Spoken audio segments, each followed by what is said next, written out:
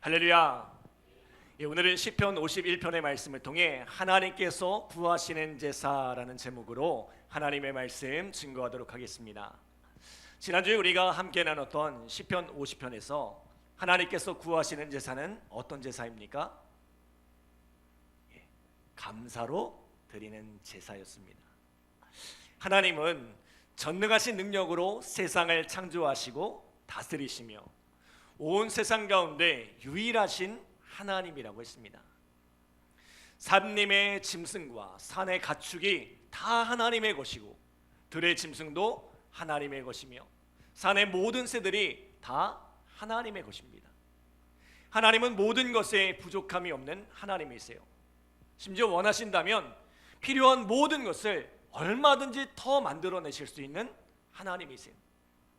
하나님은 내 집의 숫소나 우리에 있는 순염소를 탐내지 않으세요. 내 통장에 얼마가 있는지, 내 집에 얼마의 재산이 있는지 그것을 어떻게 빼낼까 고민하지 않으세요. 내가 많은 것을 드리면 크게 기뻐하시고 내가 적은 것을 드리면 왜 저것밖에 드리지 않을까 아쉬워하는 하나님이 아니세요. 하나님께서 진정으로 원하시는 것은 뭐라고요? 하나님을 향한 우리의 감사라는 거예요. 우리에게 베푸신 은혜에 대한 감사를 가지고 예배하라는 것입니다. 광풍처럼 불처럼 우리 가운데 역사하시는 하나님, 너무나도 분명하게 역사하셔서 도저히 핑계할 수 없는 그 하나님의 은혜를 깨닫고 내 모든 삶이 하나님의 은혜 아래 있음을, 세상에 당연한 것이 하나도 없음을 깨닫고 그 은혜에 감사하며 삶으로 예배하기를 원하신다는 거죠. 어떻게 해요? 여러분 한 주간 그렇게 감사의 시간을 살아가고 계십니까? 오늘 이 시간이 그렇게 감사로 예배하는 시간이 되기를 간절히 기도합니다. 이어지는 오늘 시편 51편에서 하나님이 구하시는 제사는 어떤 것입니까? 자, 우리 16절 17절 말씀 함께 읽겠습니다. 16절 17절 시작. 주께서는 제사를 기뻐하지 아니하시나니 그렇지 아니하면 내가 드렸을 것이라. 주는 번제를 기뻐하지 아니하시나이다. 하나님께서 구하시는 제사는 상한 심령이라. 하나님이여 상하고 통회하는 마음을 주께서 멸시하지 아니하시리이다. 아멘. 하나님께서 구하시는 제사는 어떤 제사예요? 우리의 상한 심령입니다. 하나님께 번제를 올려드리는 것보다, 값비싼 그 무엇을 올려드리는 것보다 하나님께서 진정으로 원하시는 것은, 진정으로 기뻐하시는 것은 상하고 통회하는 마음으로 하나님을 구하는 것이라는 거죠. 누가복음 18장에 보면 예수님께서 성전에서 기도하는 두 사람을 비유로 말씀하십니다. 한 사람은 바리새인이요 또 다른 한 사람은 세리입니다. 이 바리새인은 아주 당당하게 나와서 기도하죠. 하나님이여, 나는 다른 사람들과 같이 곧 토색, 불이, 간음하는 사람들과 같이 아니하고 이 세리와도 같지 아니합니다. 나는 일해에 2번씩 금식하고 또 소득의 11조를 올려드립니다. 그는 자기의에 가득 차서 하나님 앞에 자랑하듯이 기도하죠. 하나님께서 나 같은 자를 축복하지 않으면 누구를 축복하겠냐는 거예요. 이와 달리 세리는 어떻게 기도합니까? 세리는 감히 성전에 가까이 나가지도 못합니다. 눈을 들어 하늘을 보지도 못합니다. 그가 하나님께 할 수 있는 말은 단 한 가지밖에 없습니다. 하나님이여, 나를 불쌍히 여기소서. 나는 죄인이로소이다. 하나님이여, 나를 불쌍히 여기소서. 나는 죄인이로소이다. 하나님께서 누구의 기도를 들으셨을까요? 우리 누가복음 18장 14절 함께 읽겠습니다. 시작. 내가 너희에게 이르노니 이에 저 바리새인이 아니고 이 사람이 의롭다 하심을 받고 그의 집으로 내려갔느니라. 무릇 자기를 높이는 자는 낮아지고 자기를 낮추는 자는 높아지리라 하시니라. 아멘. 이 사람이 누구예요? 나를 불쌍히 여기소서 나는 죄인이로소이다 상한 마음으로 통회하였던 세리입니다.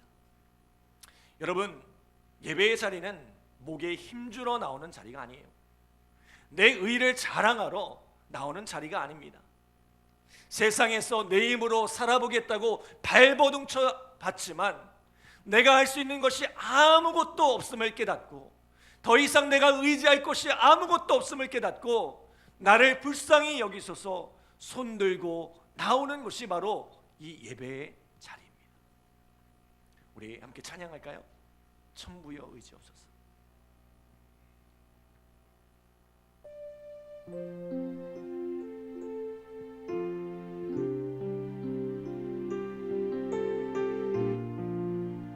천부여 의지옵소서. 천부여 의지옵소서 손들고 옵니다. 주 나를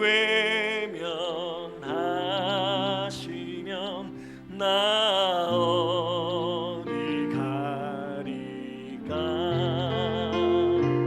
내 죄를 씻기 위하여 피 흘려주시니 곧 되게 하는 마음으로 주 앞에 옵니다. 아멘. 사랑하는 여러분, 오늘 하나님께서 우리에게 구하시는 제사는 상한 심령입니다. 나를 불쌍히 여기소서 나는 죄인이로소이다. 하나님의 도우심을 구하고 하나님의 용서와 회복을 구하는 이에게 하나님의 역사와 능력이 나타나는 줄 믿습니다. 우리 함께 따라해 볼까요? 나를 불쌍히 여기소서 나는 죄인이로소이다. 나를 불쌍히 여기소서 나는 죄인이로소이다. 오늘 시편 이 51편은 이처럼 상한 심령으로 하나님을 구하는 시입니다. 자, 표제에 보면 뭐라고 말씀해요? 다윗이 밧세바와 동침한 후 선지자 나단이 그에게 왔을 때라고 되어 있죠. 이 당시는 다윗이 정말로 승승장구하던 시절입니다. 하나님께서 다윗을 통일 이스라엘의 왕이 되게 하시고 어디로 가든지 이기게 하셨습니다. 그래서 늘 주변 나라로부터 괴롭힘을 당하던 이스라엘이 온 이방 세력들을 몰아냈을 뿐만 아니라 이방으로 그 영토를 확장하고 주변 나라로부터 조공을 받던 강력한 나라가 되었던 그런 때예요. 다시 말하면 중동 지역의 패권자가 되게 하신 것입니다. 다윗을 세상 모든 나라들 위에 뛰어나게 하시고 하나님 외에 다윗을 능가할 자가 없게 하셨다는 거예요. 다윗은 이제 세상 가운데 두려울 것이 없습니다. 그런데 이럴 때일수록 우리가 어떻게 해야 합니까? 더 겸손해야죠. 잠언 16장 18절에 뭐라고 말씀해요? 같이 한번 읽어볼까요? 교만은 패망의 선봉이요 거만한 마음은 넘어짐의 앞잡이니라. 아멘. 여러분, 잘 될수록 마음을 높이지 말고 내 위에 계신 하나님을 더욱더 의식하며 살아가야 합니다. 이 모든 권세가, 이 모든 것이 하나님으로부터 온 것임을 잊지 않고 기억해야 합니다. 안타깝게도 다윗은 그 가장 높은 자리에서 하나님을 잊어버렸어요. 그토록 하나님을 의지하고 하나님을 구했던 다윗도 하나님을 잊어버리는 때가 있더란 거죠. 천하를 평정한 다윗은 이제 직접 전쟁터에 나갈 필요가 없습니다. 부하들만 전쟁터에 내보내면 그만이었어요. 그렇게 부하들이 전쟁터에서 생사를 걸고 싸우는데 다윗은 한가로이 낮잠을 청하고 있습니다. 그리고는 저녁 무렵에 일어나서 왕궁 옥상을 거니는데 한 여인이 제 집 마당에서 목욕을 하고 있는 거예요. 자, 정상적인 상황이라면 어떻게 해야 합니까? 어이쿠, 내가 못 볼 걸 봤네 하고 속히 돌아서야죠. 그런데 다윗은 이 여인을 묵상합니다. 그리고 그 여인의 아름다움에 취해 이 여인이 누구인지를 알아냅니다. 누구의 아내예요? 충신이었던 우리아의 아내입니다. 지금 전쟁터에서 목숨을 걸고 자기를 대신해 싸우고 있는 우리아의 아내예요. 그러면 포기해야죠. 잠시 딴 마음을 품었더라도 남편이 있는 여인, 그것도 충신의 아내라는 것을 알았다면 마음을 접어야죠. 게다가 다윗은 이미 여러 명의 아내를 거느리고 있습니다. 설사 다른 여인을 얻고자 해도 얼마든지 새로운 아내를 드릴 수 있어요. 그러나 다윗은 멈추지 않았습니다. 그 여인을 범했고 심지어는 그것을 은폐하기 위해 우리아를 죽였습니다. 하나님께서 주신 권력으로 하나님의 미워하시는 일을 서슴지 않고 행한 것입니다. 내가 왕인데, 내가 최고의 권력자인데 누가 나를 허물하랴 생각했던 거죠. 그러나 오늘 선지자 나단의 책망으로 말미암아 다윗은 잘못을 깨닫고 상한 심령, 상하고 통회하는 마음으로 하나님을 구합니다. 여러분, 사람은 누구나 실수할 수 있습니다. 사람은 누구나 잘못할 수 있습니다. 여기에 있는 누구도 예외가 아니고 누구도 장담할 수가 없습니다. 여기서 말씀을 전하고 있는 저도 장담할 수가 없습니다. 그러나 중요한 것은 그 실수를, 그 잘못을 어떻게 처리하느냐 하는 거죠. 그 실패의 자리를 어떻게 딛고 일어서느냐 하는 것입니다. 다윗은 씻을 수 없는 죄를 저질렀습니다. 또 이 일로 말미암아 어마어마한 대가를 치러야 했습니다. 그럼에도 불구하고 다윗은 이 실패의 자리에 주저앉지 않고 다시 일어섰습니다. 다윗은 엄청난 실패에도 불구하고 하나님의 마음에 합한 사람으로 기억되었습니다. 하나님께 버림받았던 사울과 달리 다윗은 하나님의 사람으로, 하나님의 기준으로 기억되었습니다. 무엇이 이를 가능케 했을까요? 오늘 시편 51편은 다윗이 어떻게 이 실패를 딛고 일어섰는지에 대해서 말씀하고 있습니다. 자, 첫 번째로 다윗의 회복은 죄를 인정하는 것에서부터 시작되었습니다. 자, 우리 3절로 5절 함께 읽겠습니다. 3절로 5절 시작. 무릇 나는 내 죄과를 아오니 내 죄가 항상 내 앞에 있나이다. 내가 주께만 범죄하여 주의 목전에 악을 행하여 싸우니 주께서 말씀하실 때에 의로우시다 하고 주께서 심판하실 때에 순전하시다 하리이다. 내가 죄악 중에서 출생하였으며 어머니가 죄 중에서 나를 잉태하였나이다. 아멘. 다윗은 자신의 잘못을 고백하고 인정합니다. 다윗의 위대함이 여기에 있습니다. 여러분, 죄를 인정하고 뉘우치는 것은 결코 쉽지 않은 일입니다.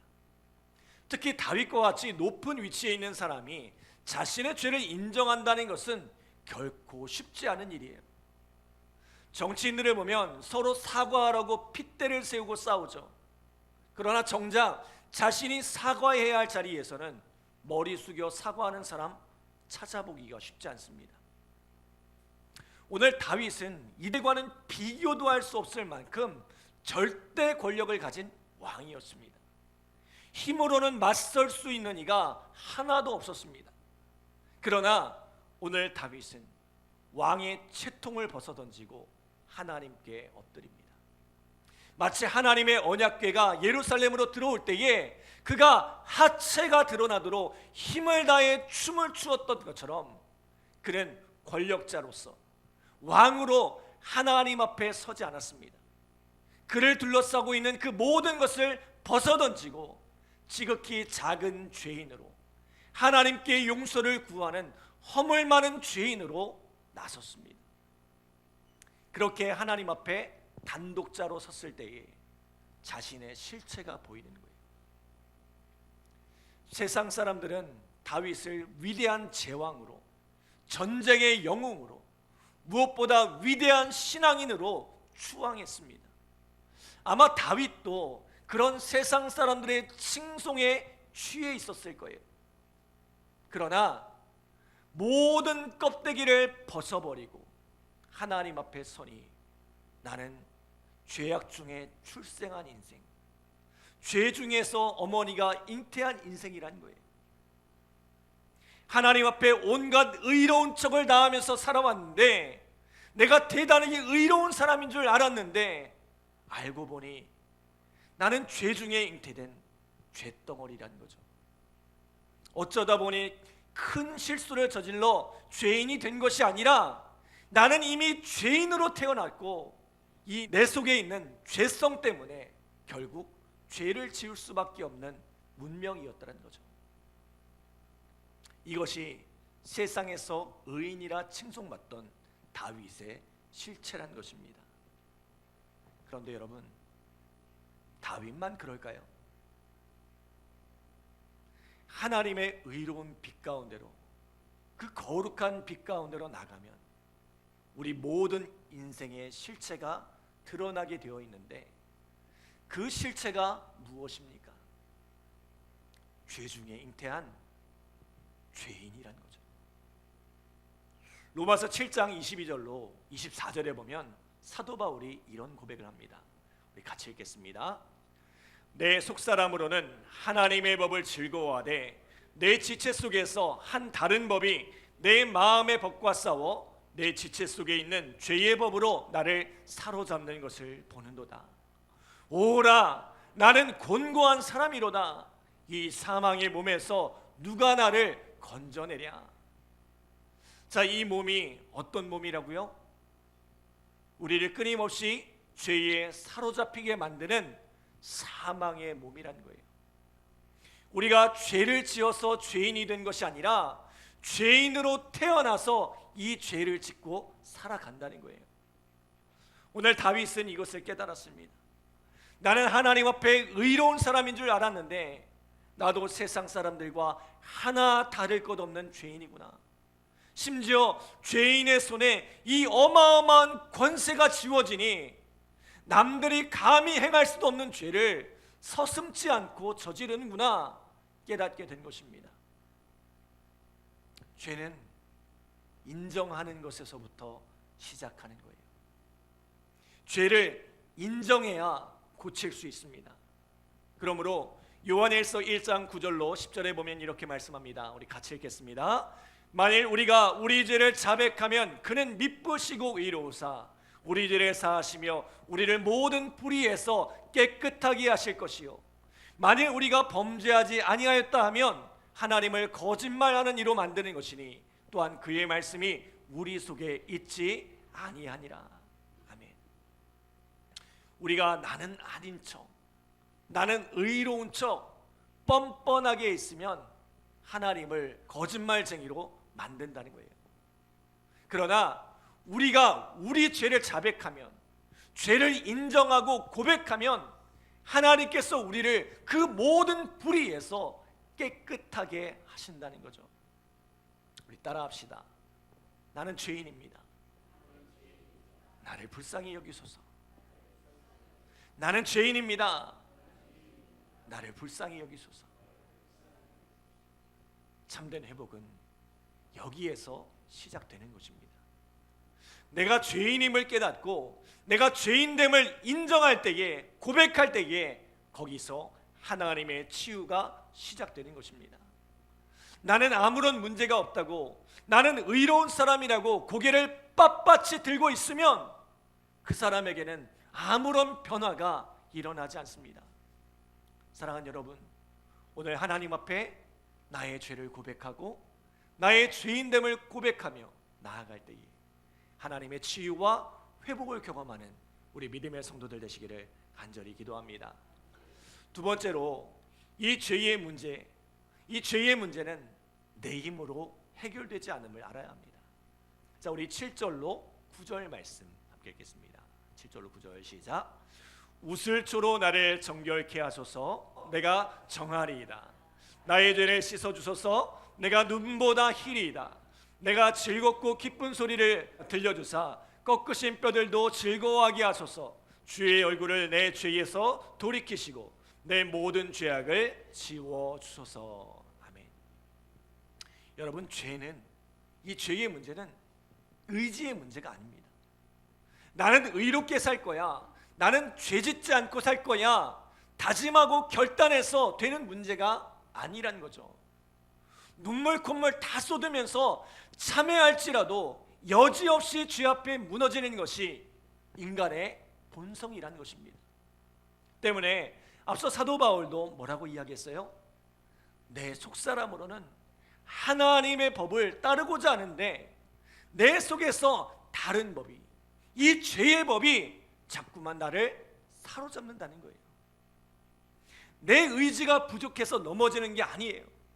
내 죄는 내 힘으로 이기는 게 아니에요. 내 힘으로 싸우면 백전백패할 수밖에 없습니다. 죄는 하나님만 깨끗게 하실 수 있습니다. 죄는 하나님만 이길 수 있습니다. 다윗은 이것을 알았어요. 그래서 뭐라고 이야기해요? 우슬초로 나를 정결케 해달라고, 하나님께서 나의 죄를 씻어달라고, 나의 모든 죄악을 지워달라고 고백합니다. 그러면서 10절에 보면 이렇게 말씀하죠. 같이 읽겠습니다. 시작. 하나님이여 내 속에 정한 마음을 창조하시고 내 안에 정직한 영을 새롭게 하소서. 아멘. 무슨 말이에요? 이 죄악에 물든 마음을 새롭게 재창조해달라는 것입니다.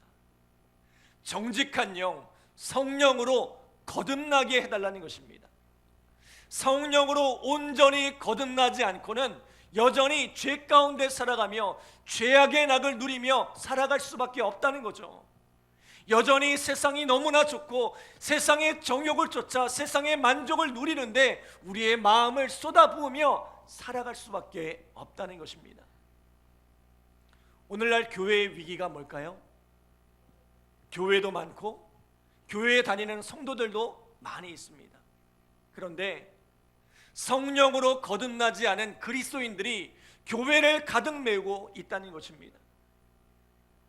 주일에 와서 말씀을 듣고 마음을 돌이키고 회개하지만 여전히 변화되지 않고 끊임없이 세상 속에 넘어지며 살아가는 이유가 무엇입니까? 진정으로 성령 안에서 거듭나지 못했기 때문입니다. 여전히 내가 내 주인이 되어 내가 내 삶을 주장하기 때문입니다. 내 힘으로 죄를 이기려고 하니 죄를 이길 수가 없어요. 그러나 우리가 성령으로 거듭나 성령으로 살아가면 어떤 일이 일어납니까? 우리 12절 함께 읽겠습니다. 12절 시작. 주의 구원의 즐거움을 내게 회복시켜 주시고 자원하는 심령을 주사 나를 붙드소서. 아멘. 성령으로 거듭날 때 우리 속에 구원의 즐거움이 회복됩니다. 여러분, 왜 우리가 죄에 넘어지는 줄 아세요? 죄가 즐겁기 때문에 그래요. 세상이 즐겁기 때문입니다. 죄는 굉장히 달콤해요.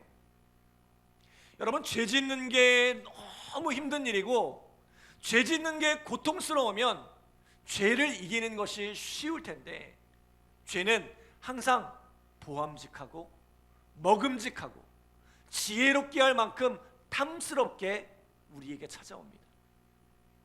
그런데요, 성령으로 말미암는 구원의 즐거움이 있으면 세상이 별로 즐겁지 않아요. 세상이 달콤하지 않아요.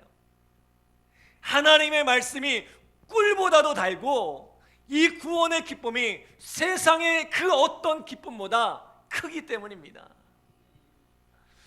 정말 세상 아무것도 없어도 주님만 있으면 행복해요. 여러분 다 아시죠? 아세요? 아세요? 어떤 마음인지 다 아세요? 혹 지금도 그런가요? 왜 아멘을 못하시죠? 다윗도 이 기쁨을 알았거든요. 세상 모든 것을 다 잃었어도 주님 한 분만으로 기뻐하고 주님 한 분만으로 만족하던 그 마음을 알았거든요. 그런데 어느 날부터인가 그 마음을 잃어버린 거예요. 세상 모든 것을 다 가졌는데도 항상 목이 마르고 너무나 많은 것을 가졌는데도 늘 무언가가 부족한 거예요. 그래서 오늘 다윗이 구한 게 뭐예요? 나 뭔가 더 갖게 해주세요. 지금보다 더 많은 것을 갖게 해주세요. 이렇게 기도했나요? 아니요.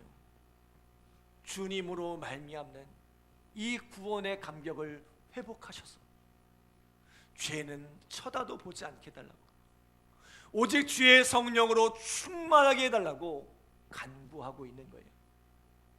내 속에서 자원하는 심령을 달라고 간구하고 있죠. 이 자원하는 심령이 뭐예요? 우리 빌립보서 2장 13절 말씀 함께 읽어볼까요?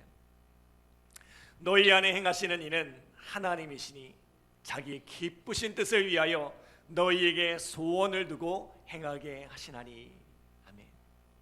하나님께서 당신의 뜻을 이루기 위하여 우리 마음에 소원을 불어넣어 주신다는 거예요. 그래서 그 하나님의 뜻을 행하며 살아가게 하신다는 거죠. 이전에는 세상 즐거움을 위해 살아왔는데, 세상의 낙을 누리기 위해 살아왔는데, 이제는 하나님을 향한 소원을 가지고 살아가게 하신다는 거죠.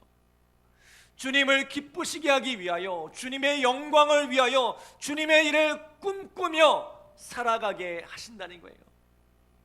주의 일을 하는 것이 그 마음의 최고의 기쁨이 되게 하시더라는 것입니다. 여러분의 마음에도 그런 소원이 있습니까? 어떻게 하면 주의 몸된 교회를 아름답게 세워갈 수 있을까? 내가 주님을 위해서 무엇을 할 수 있을까? 여러분, 이런 소원들이 여러분 마음속에 있습니까? 지난주에 우리 아이들에게 손익기 기도 제목, 이제 기도 제목을 쓰라고 하는데, 아이들의 기도 제목을 이렇게 보면서 참 많이 감동했습니다. 교회에 대해서 아무런 생각도 없는 아이들인 줄 알았는데 다들 교회 사랑하는 마음들이 있더라고요.